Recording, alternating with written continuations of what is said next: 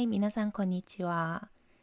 久しぶりにこのような PC、パソコンの画面で挨拶するようになりました。はい。今日はですね、私が使っているこのデジタル読書の記録をちょっとご紹介したくて動画を撮るようになりました。普段私の場合、読書ノート、文房具を利用して、本当にアナログ的な読書ノートを書いてるんですけど、もちろん、PC、パソコンにも、記録をちょっと残してますね。例えばブログにレビューを書いたり、そしてリストの管理のためにアプリを使ったりするんですけど、今まではブックピディアというこのMac 専用のそのプログラムを利用して使ってました。韓国語では動画を載せたりもしてたんですけど、そこを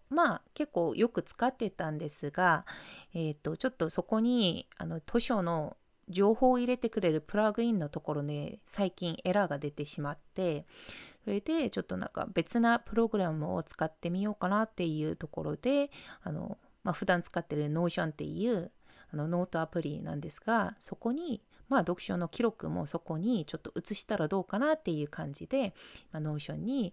改めて整理をして作りました。で、その部分をちょっと皆さんに共有してみたくて、今日はこのように動画を撮ってみたんですけど、アナログ的な記録だけじゃなくて、デジタル的にどうやって管理してるのかっていうところで、ちょっと紹介してみたいので、皆さん、最後までご覧になってくださったら本当に幸いです。それで私が使っているその読書の記録をどうやってしてるのかっていうところを紹介してみたいと思います。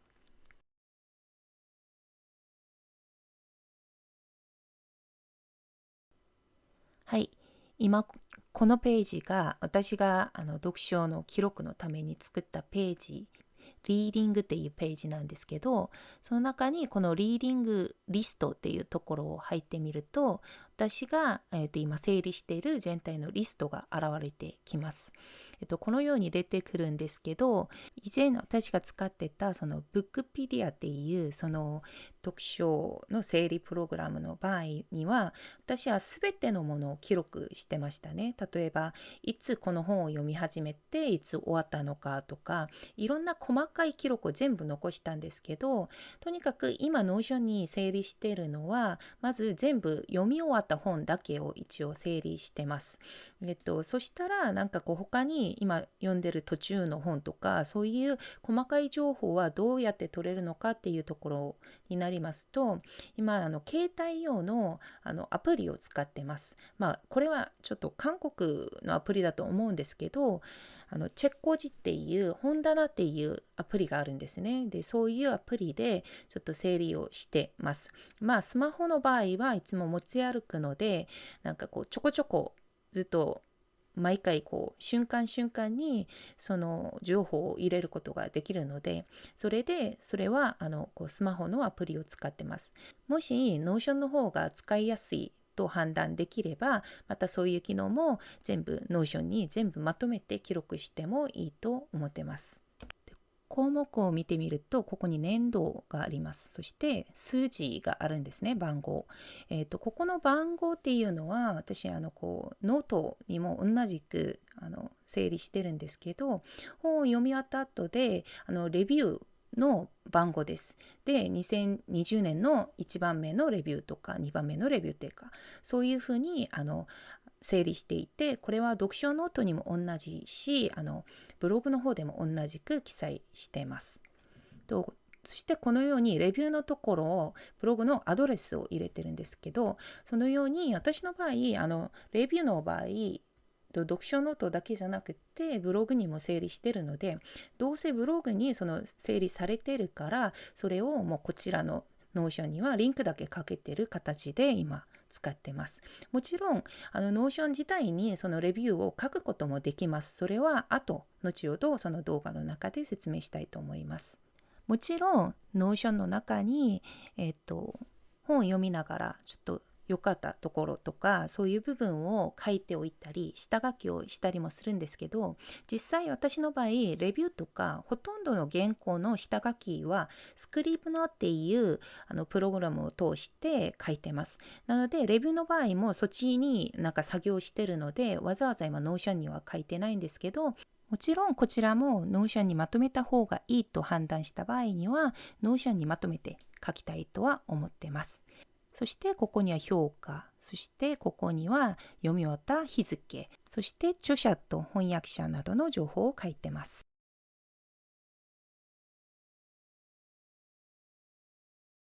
そしたらこのページを作ってみたいと思うんですけど、このように、私が情報を入れたいところをページとして作ります。このように4つのページが作られてるんですけど、これを作るときにはここをクリックするとこのような表示が出てくるんですけど、一番簡単なのはこのプラスマークを押してみますとこのように選択できます。いろんな項目があってて、もうテキスト、そしてなんかページとかトゥードゥリストとかいろいろ選択できるんですが、こうページを選択するとこのように新しいページが作られます。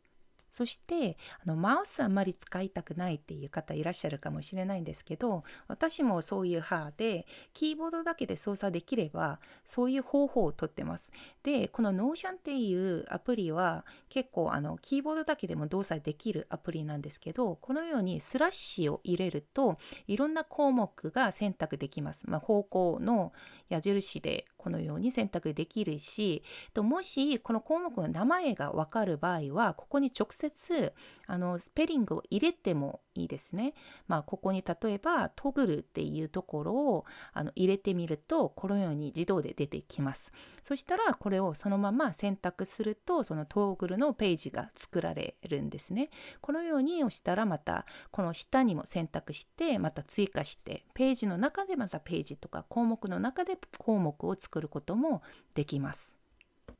そしたらそのページに実際入ってみるとこのようにタイトルを書けます。そこに例えばテストって書いてみてページを1個作ります。そしたらここにいろんな項目できるんですが、テーブルっていうところを選択して作ってみるとこのようにすぐ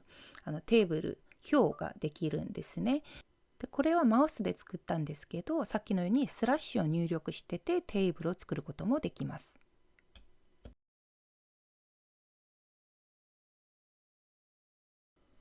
このように表ができたとしたらここから項目を決めないといけないんですけど、このように、名前とかテグとかファイルとかこのように決まっているんですが、これは私たちがカスタマイジングすることはできます。私の場合番号を入れたんですけど、この場合ここに追加して、番号を選択してそれで入れればいいんですね。そして項目を決めたならこのように題目、このように、名前を変えることもできます。例えばこのようにハングルで入れることもできるし、そしてこれの位置もこのように変えることもできます。一応番号なので一番前にちょっと入れてみます。その番号、この数字の項目は本当に数字だけ入力できますね。そしてここにはタイトルを入れたりテキストなので何でもできます。ここも多分、項目の名前変えることができます。ここはテキストなのでどんなものでも入力できるんですね。そしてここオープンをクリックするとまた中にページが開かれて、ここにタイトル入れたり属性ももうできてますね。さっきの番号数字のところもうできてて、このように位置も変えることができます。そしてここに題目なり入れて入力できます。ここは、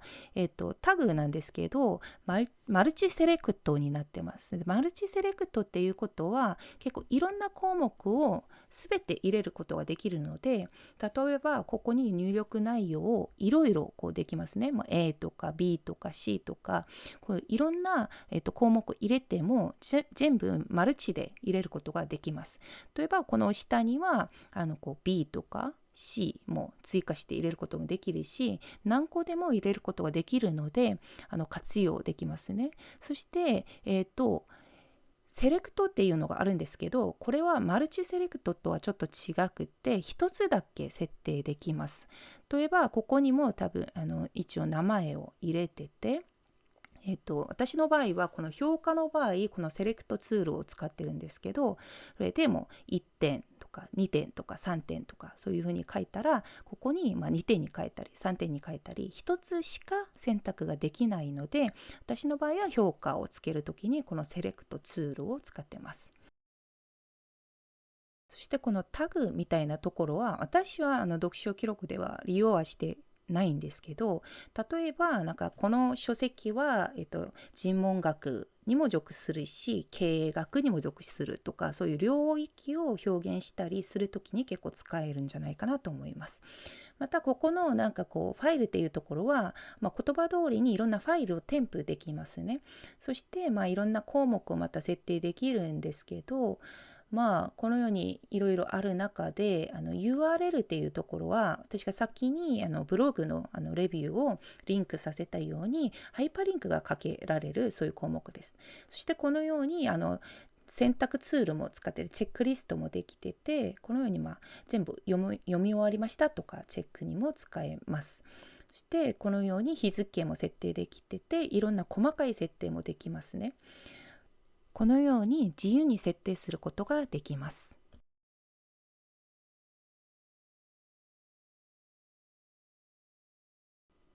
このように、オープンをクリックしてみると内容を書くことができます。で、ここに例えば、普通に同じように書けるんですよね。テキストをそのまま書くこともできるし、スラッシュを入れるとこのようにさっきのように項目を選択することができます。方法は全部同じですね。で、このように、トゥードゥリストツールを使ってて、例えば断片集だとすると、その本の中でいろんな作品入ってるんじゃないですか。ここに例えば A 作品とかなんか N 作品とか、そしてなんかこのように作品が3つぐらい入ってたとすると、ここを例えば A と、3番目のものを読みましたっていうふうにチェックすることもできますね。このような活用ができます。またこのようにレビューをそのまま直接書くこともできるし、例えばここでまたスラッシュを入れてみるとまた項目ができていて、私の場合イメージを入れたりするんですね。本の表紙とか入れるので、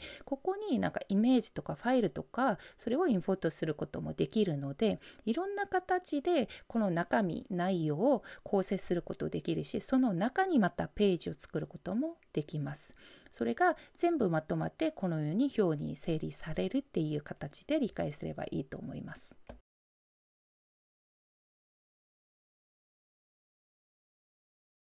例えばアイコンを入れたい場合は、ここに結構いろんなアイコンが内蔵されているので、そこから選んで入れることもできます。そしてカバーをつけることもできるんですけど、この中にアッドカバーとかチェンジカバーを選択して入れることもできます。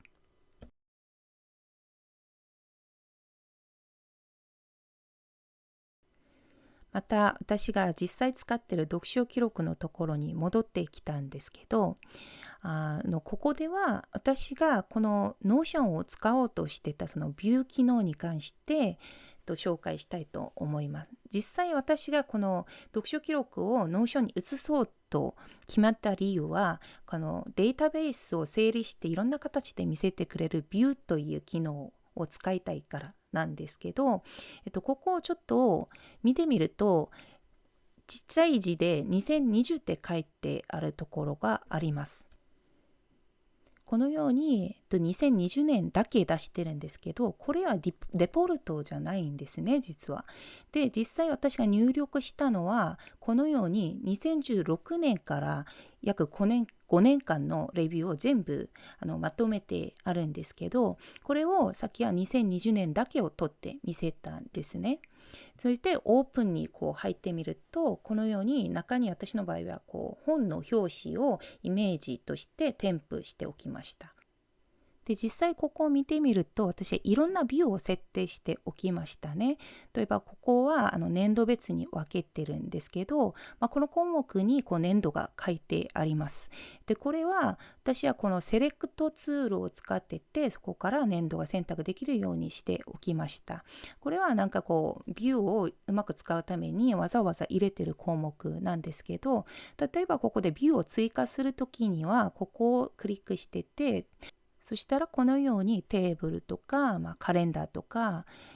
リストとかギャラリー、ビューっていうのがあります。選択できます。で、例えば私の場合、ギャラリービューも使ってるし、カレンダービューも使ってるし、テーブルビューっていうのも使ってます。で、ここで、テーブルビュー、基本的なものを使ってて、ちょっと作ってみると、ここにまずビューの名前を入れて、このようにテスト2019を入れてて、クリエイトを入れてみます。そしたら2019年の項目のものだけパッと選んで見せてくれますね。この中で属性をプロパティを入れてみると、いろんな項目を見せたり見せなかったりすることができます。このように隠すこともできるし、入れることもできます。そのように、年度も隠すとか、また見せるっていうふうに選択できますね。そしてフィルターなんですけど、条件を入れます。このために私がわざわざ年度を入れているんですけど、英語だったり難しいんで、なるべく簡単にしました。それでここに後をしてって、項目をまず、見せたいのは2019年のものだけなので、ここで、年度year を選択します。そしてそこを2019だけを見せますっていう条件をかけます。そしたら2019年に属するものだけ見せてくれるんですが、そしてここにもうできてるんですね。デフォルトビューを見てる中で2019だけ見たいっていうんだったら、このテスト2019、さっき作ったばかりのものを選択すると、この条件に合うものだけを出してくれます。そしてソーティングなんですけど、これ2019を選んでくれたんですが、番号が全部めちゃくちゃなんですね。それで番号順にしたいっていうんだったら、ここで、ナンバーの方を選んで、また順番通りにっていう決めたらこうなってて、逆順にしたい場合はこうすることもできます。そしてまた日付ごとにしたいっていうことになると、日付の方を順番通りにとか逆順にしたりとかすることもできてて、このように条件合わせて私が見たいものだけ見せるっていうことができます。そうやって、2016年からも書いてるんですけど、今2020年だけ1年分を出してて、私は入力をしているところですね。そのように使ってます。そして私が好きなのはカレンダービューなんですけど、このカレンダービューを選択すると、このようにマンスリーのように出してくれます。このカレンダービューの中でもやはり属性の選択とかができるんですけど、このカレンダービューを初めて開けたら、このように出なくて、属性が全部このように入ってません。それで私が見たいからその属性を選択をしてて、著者とか点数とか評価とか、そして番号とかを見たいっていうことに設定してるから、このように見せているところなんですね。なのでこのカレンダービューの中でも自分が好きなように属性の構成をしてて入れることができます。そしてまた見せる時にもこの順番を変えたいっていう場合には、また属性のところでこのように位置を変えることもできます。とまた、ここにこのようにさっきのように、レビューの項目をつけたら入ってて、そしてまた解除したらこのようになくなります。はい、でそしてまた別のビューなんですが、ブックカバーって書いてあるものがあります。これも私が設定したものなんですが、これは、ギャラリービューで使うことができますね。で、ブックカバーの場合はこのように現れてくるんですけど、なぜこのような写真が出てくるのか、本の表紙が出てくるのかとすると、私がこの内容の中にこのブックカバーのイメージを挿入しておいたからなんですね。なのでギャラリービューの場合はイメージがある場合、イメージファイルをこのように表してくれます。なのでなんか本の、カバーを入れたい場合はこうやってすることもできるし、同じようにこの属性を調整して見せることを調整することもできますね。このように私が好きなように見ることができるのがこのビュー機能のいいところです。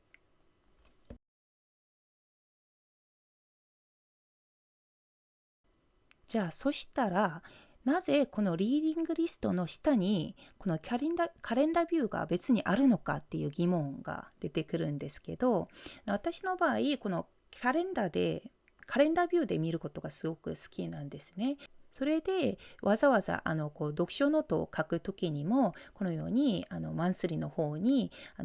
別に整理をしてたりもするんですけど、このカレンダービューで整理をした時に、ノーションの中では今現在を中心として見せてくれるんですね。なので、2020年の方を見ることは楽なんですけど、こんなに古いものを見るためにはやっぱりちょっと年度別になってないと探しにくいっていうところがあるので、それでわざわざこのページを作りました。ただ元データはここにあるんですけど、私はカレンダービューを別なページに作ったんじゃないですか。で、実際このページはつながってます。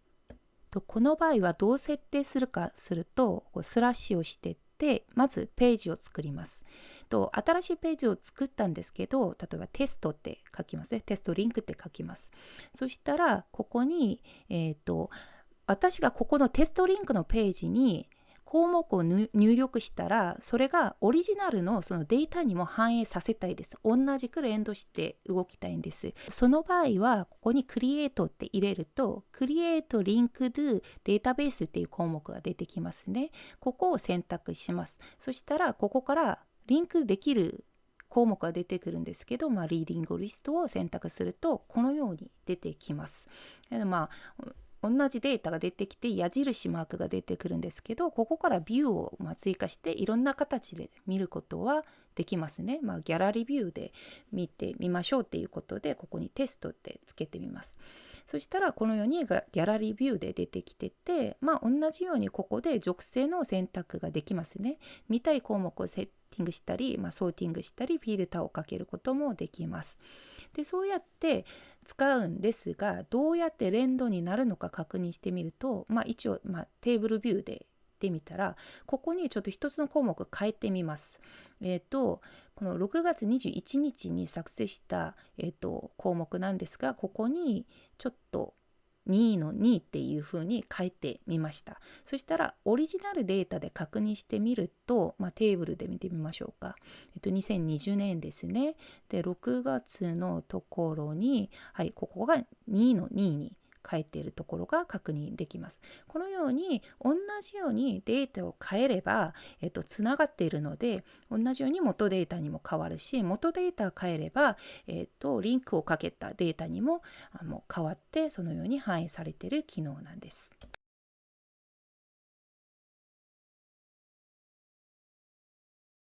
はい、このように私がノーションで読書の記録を整理している形を紹介してみました。で、実際私が一番楽しんでいるその趣味が、読書と、そして文房具を使ういろんな行為なんですけど、それで読書に関するそのデータが一番多いので、最近ノーションを結構活用してるし、それで読書のデータベースを使ってて、ちょっとこの使い方を紹介してみたらどうかなって思って動画を撮ってみました。で、以前に、ブックペディアっていうプログラムも紹介してたし、そして Excel の、整理の仕方もちょっと作ってみてたんですけど、この、ブックペディアに比べて、この Notion がいいところは何かとすると、ブックペディアは Mac 専用のプログラムだったんですけど、この Notion の場合は、Windows PC でも使えるし、そして、スマホとかタブレットとかでも使うので、いろんな機器でこう活用することができるんですね。連動性がいいので、そのためになんかこうどんな人でも使えるし、どこでも使えるし、いろんな機械で使えるので、私の場合は結構活用できるものじゃないかなと思っています。そしてとにかくデザインがいいんですね。はい、可愛く綺麗に使えるので、その点でもすごく気に入ってます。で、そして私の場合は、エデュケーションバージョンを使ってますね。学校で勤めてるので、ac.jp っていうこの学校関連の E メールアドレスがあります。なので、その場合には無料で使うことができます。で、そして個人のパーソナルバージョンなんですけど、パーソナルバージョンの場合にも最近無料になりました。なので、文字の制限がなくなったんですね。ただ、アップロードするファイルがある場合には、さっきのようにイメージをファイルをアップロードしたり、その場合には容量の制限があります。なので、そんなに頻繁にファイルを使わない場合には全然無料で使えるので、皆さん、もし Notion を使ってみたかったっていう方いらっしゃれば、一回試してみるのもいいと思います。いろいろちょっと複雑かもしれないんですけど、とにかくデザインもいいし、いろんな機能入ってるので、いじってみると結構楽しくいろいろできるので、目に見ながら、触ってみながら、スキルアップしていくと、自分なりにぴったりしたそういうセッティングで使うことができるので、結構楽しく使えると思います。結構長い動画になってしまったんですけど、本当に最後まで見ていただいて本当にありがとうございます。また次の動画で会いましょう。バイバイ。